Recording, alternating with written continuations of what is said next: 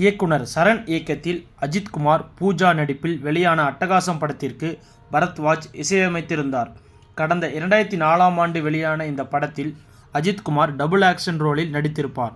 அந்த படத்தில் இடம்பெற்றுள்ள முதல் பாடல் அப்போதே பெரும் சர்ச்சையை கிளப்பினாலும், அது தொடர்பாக அந்த படத்தின் இசையமைப்பாளரை சமீபத்தில் பேட்டியில் பேசியிருப்பது ரசிகர்களுக்கு அதிர்ச்சியில் ஆழ்த்தியுள்ளது. அந்த காலத்தில் இருந்தே எம்ஜிஆர், சிவாஜி, ரஜினிகாந்த், கமலஹாசன் இருவரும் ஏகப்பட்ட போட்டி போட்டு நடித்து வந்த நிலையில் விஜய், அஜித்தும் அதே போன்று போட்டி போடுவது குறிப்பிடத்தக்கது.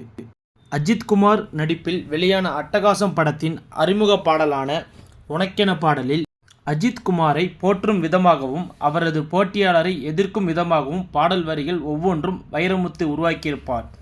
அஜித் சொல்லித்தான் இது போன்ற வரிகள் அந்த பாடலில் எனக்கு ஒரு எதிரியாய் இருப்பதற்கு உனக்கொரு தகுதி இல்லை, நீ என்ன உருகும் பனிமலை, நான் தானே எரிமலை போன்ற ஹார்ஷான வரிகளே எல்லாம் இடம்பெற்றிருக்கும்.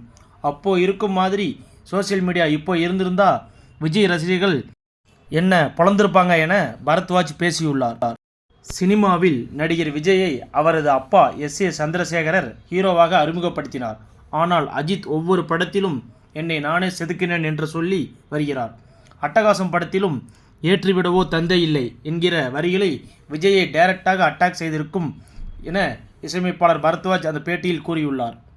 நடிகர் அஜித்குமார் ரசிகர் மன்றத்தை கலைத்தது, தலை என கூப்பிடாதீங்க என சொன்னது, பட ப்ரமோஷனுக்கு செல்லாமல் தனிமையை தேடி செல்வது என பயங்கர செல்ஃபிஷாகவே செயல்பட்டு வருகிறார் என்றும் அவர் மீது கடுமையான விமர்சனங்களை சினிமாவில் உள்ளவர்களே வைத்து வருவது குறிப்பிடத்தக்கது. இப்போதும் விஜய் பட அறிவிப்பு வந்தால் பட அப்டேட் இல்லை என்றாலும் ஏதாவது ஒரு போட்டோவை கூட அஜித் படத்திலிருந்து ரிலீஸ் செய்து விடுவார்கள். அதேபோல் வேலைகளை அஜித் மட்டும் செய்யவில்லை என்றும் அஜித்துக்கு எதிராக விஜயும் செய்கிறார் என்றும் சில பிரபலங்கள் கூறியுள்ளனர்.